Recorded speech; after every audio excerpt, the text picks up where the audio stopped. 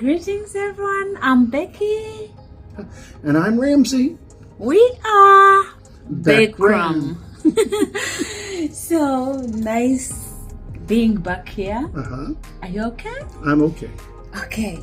So we are back on how we met. Part 2. Part 2. Part 2. We are Bekram Africa, Bekram family, Bekram. I don't know how I can say that, but okay, we are Bekram, and I'm Becky. He is Ramsey. So we make Bekram.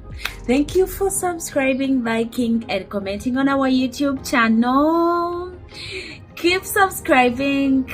We love you a lot. So we are starting. Yeah. Last time we talked about how we met by just being friends on Facebook. Exactly. Yeah, we were friends on Facebook. We became friends on Facebook after my birthday. Mm-hmm. Yeah. So we continued the chatting, but of course, as I told you, I'm a girl who did not go to school. So yeah. So he could say, and I have a master's degree.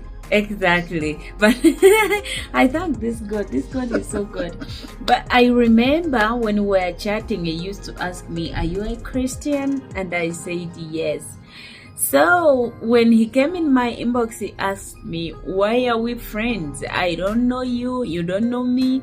How did it come that I accepted your friend request? I don't know, but I think it's because of my son who was staying in Kampala. That's why my son who was staying in Kampala, not your son. Yeah. Of course. Yeah. That he told me that's why I think he accepted my friend request. Just because, I wanted to hear about Kampala, but I didn't want to be talking to my son about it all the time. And here's somebody from there who could tell me about it. Yeah. So that's what he wanted to know the most, I think. That's why he accepted my friend request. Mm-hmm. But as I told you, I don't know when and why I did send him a friend request. So after talking to each other, he could tell me his stories. I could tell him my stories. So, and I had a daughter by then. She was so young. She was 3 years? 3 years. 3 years, yeah. And as we know, guys, here in Uganda, a child of 3 years supposed to go to school. So guess what? This thing of not going to school, I think it was following my kids.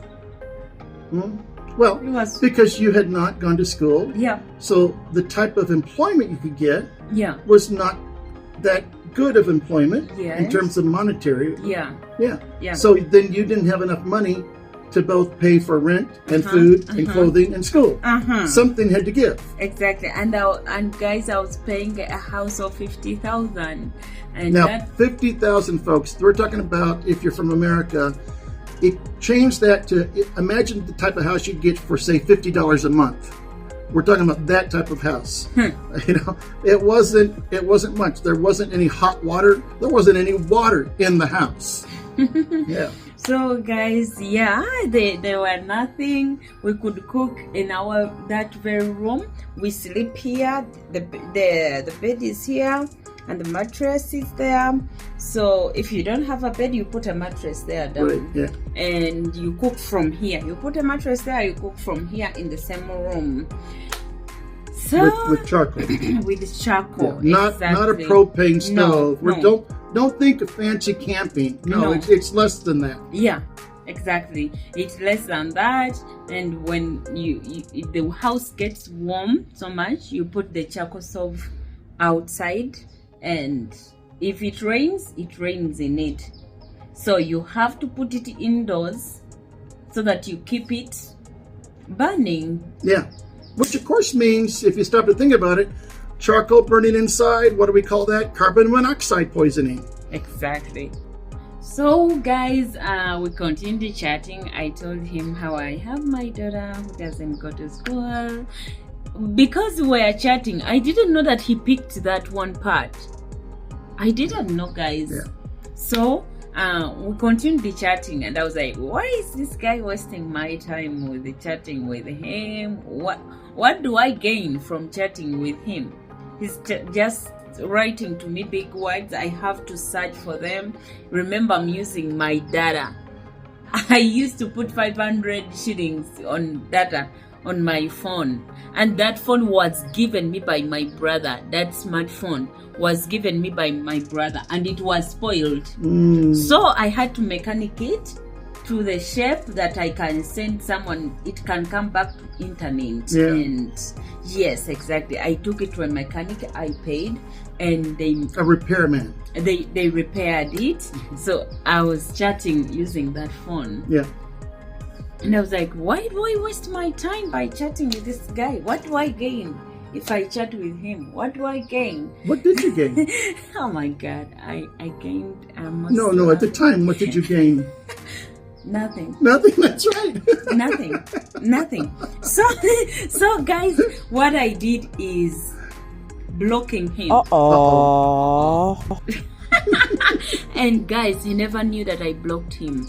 So I blocked him because I was tired of being bothered by his big words, paragraphs, searching it on so that I can reply him. And I don't know whether he was understanding the words that I was replying. I don't know how God made this, because I never dreamed of searching for a white man, as I hear some Ugandans or African girls once, but I never searched about it. Yeah. No. You've heard my opinion on that, so we won't go into that now. Exactly. I never searched about it, and I never looked for it because I did not go to school. Yeah. And by then I thought that every white man speaks English. Yeah, exactly. That's what I knew, honey. That's what I knew. Okay, no, I understand, because most people who come to Africa, any place in Africa, they, even if they're from some other country like Finland or Germany or France or wherever, they speak English when they get here because they're communicating with other people from those countries. And so unless you're with somebody from your own country, you speak English as the common language. So that's what I knew, that every white speaks English. So I didn't know anything about English. So I never dreamed of marrying a white man. No, guys, no. I never dreamed about it. No. So I blocked him, but the next day, I don't know what came in my mind, guys. This God, I think this was God that connected us. What do you think? I'm guessing so. Yeah. Because in the morning, I was like, but why did I block this man? Why did I block him? I thought of it and I unblocked him. Guys, without him knowing that he was blocked. Yeah. Because we're not that close. We're just chatting. Yeah. So I unblocked him. And guys, the next day, in the evening, you started to ask me about my daughter and how does schools in Uganda. Oh, is that when I started that? Yeah. Oh, okay. How does schools in Uganda work? I'm learning things myself today. Yeah. How does schools in Uganda work? I told you we have standards, but I did not say standards. They are what I would use. Yeah. I think I told you they are the one for very poor people. They are the one for medium and for rich people. Maybe. Yeah. I actually had another source. My son was teaching school in Uganda, and I had another pastor friend, who was the backbone behind an orphanage school in Uganda.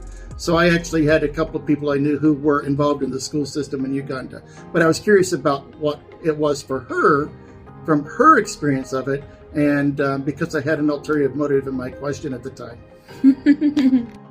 So guys, when he asked me about the schools, I told him the poor ones for medium and rich people. When he heard that, he was like, which school would you want to take? Flower. My last daughter is Flower. And when he asked me that, I was like, why is he asking? Anyway, The school is here. It's called the Skyways, and it is near home. It cannot disturb me. It's Skyways Junior School. It cannot disturb me. It is here near our home, where we rent our apartment. Can I call it apartment? Yeah. Is it? Yeah. Close enough. Okay. So when I told him, A one-room apartment, but it's an apartment. one-room apartment. Okay. So I told him that because I knew that when I'm going to the salon to work, hair salon to work, I can drop my daughter there, and I walk and I go to work. That the school actually I admired. Mm-hmm. I could pass by and see beautiful kids, cute kids being brought by their parents, because that was the school I used to pass on every day. Mm-hmm. So I saw that school and I told him, anyway, let me tell him, this is the school, it is nearby us, blah blah blah. So he searched about it, guys, and that was amazing to me, because I didn't know that someone can be miles away and search those things and not only did I search it, I actually got Google Maps out and I found a picture of the school from above. Exactly. And guys, when he saw that, I was wondering, what? This guy can see this? Yeah. Then he asked me, where do you go to church? I also told him. He searched on it also, and he sent me the pictures. I'm like, God, he knows everything. So now I'm a stalker, basically.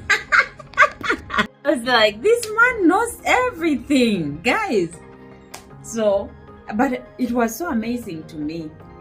So we took time, and after asking me that very evening, actually that very evening when you were asking me, no, it passed like I don't know, 2 days. I wasn't here. Yeah, it passed like 2 days. Then he told me, after blocking you, I unblocked you today, and another day, you sent me money to take Flower to school. Okay, but behind that, and this is where I have to start telling the story now.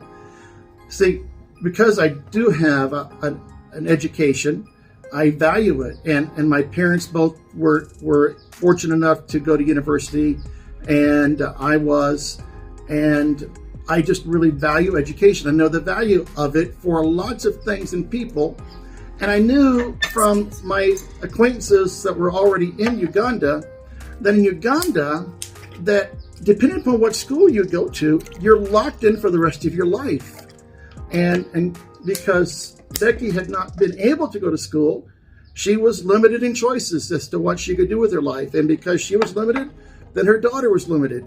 And because her daughter was going to be limited, then her daughter and her granddaughter and and it would go on for generations. Yeah. And what happened to me was the day that I realized that, and I happened to have, it was my habit to stop and get a breakfast sandwich on the way to my office. And I was sitting there eating that sandwich, and what I had in front of me cost about $5, which in America is not a whole lot that you spend on for breakfast. And but I did that most days. And I did the math because I'd found the Skyway School and I saw how much it would cost for Flower to go there. And one semester at Flyway School could be paid for the entire semester with 1 month worth of what I was spending on breakfast for myself. That's what you told me. And I just couldn't eat another bite if I didn't do something. I was just convicted. You're sweet. And so it really didn't have anything to do with Becky at that point in time. No. It was like, this woman who's a friend of mine and a casual acquaintance, the things are going to get, this woman who's a friend of mine and a casual acquaintance, her daughter's going to get locked into the same system that she's been locked into by her parents. Wow. And that's going to go on for, and I realized that I had in my hand right in front of me the means to change that if I was just willing to. But honey, you broke that. And I couldn't continue eating what I had if I was unwilling to do that for her little girl, to make a difference in her life. And even though I didn't think I could make any difference in Becky's life at the time, because I wasn't investing in Becky, I was investing in Flower. Yeah. I thought that, okay, so I should do this.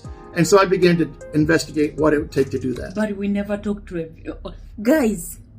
This guy started sending me money without being. Well, that's the smart thing you did, was to not ask for it so that I could actually decide to do it for myself. Guys. Because if you had asked, I would have said no. And we never talked on video. No, He started sending me money when we never talked on the video. No. We were just texting. It was just about, see, I'm a person who believes that when you have an opportunity to meet a need, God's giving you that opportunity, it becomes your responsibility to meet that need. That's just how I am. That's what I believe. That's the way my life is. And so I try to, and I realized I either put it into practice or I was a fraud, because I told other people to do that. And was I going to do it? And I realized that I felt compelled to do that. Okay. I think that's enough of that story. That is it for today. Yeah. So that's how our relationship deepened from being just casual friends to being invested in each other's lives. Exactly. Even though it still wasn't a romantic relationship yet. That would come out of the investment. Okay. Yeah. Do we have part 3 or? I guess there's going to have to be a part 3.